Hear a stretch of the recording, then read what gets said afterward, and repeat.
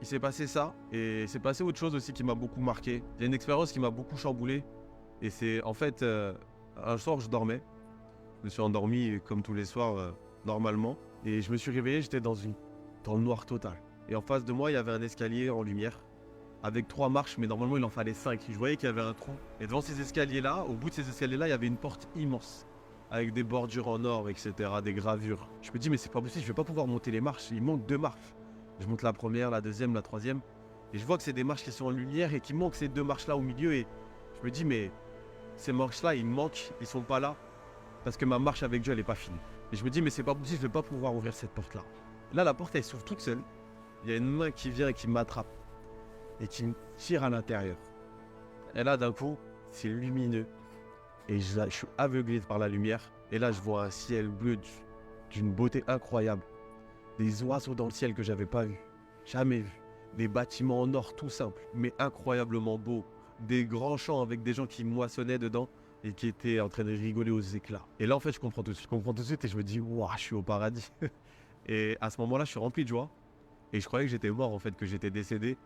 Et je me suis dit, ça y est, c'est aujourd'hui, ça y est, je suis au ciel. Et par réflexe, je regarde à côté de moi, la personne qui m'a tiré.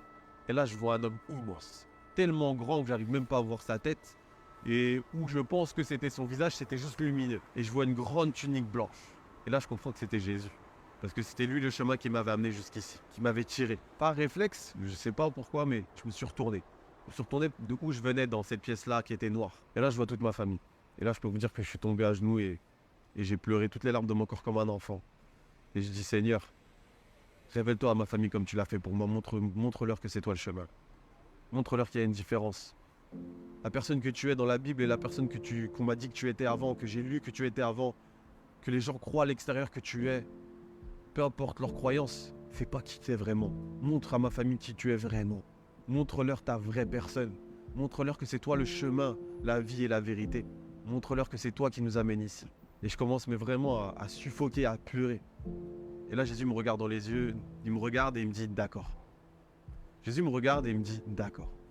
Et quand il me dit d'accord, c'est comme un calme qui traverse une tempête. Et d'un coup, tout s'est calmé. Mon cœur, il a arrêté de s'emballer et les larmes ont séché. Et là, d'un coup, mes parents se retrouvent avec moi devant ce paradis, devant le paradis. Mais d'un coup, il y a une vitre qui s'est installée. Comme un parc d'attractions, on n'a pas accès. J'avais vraiment cette vision-là, de cette chose.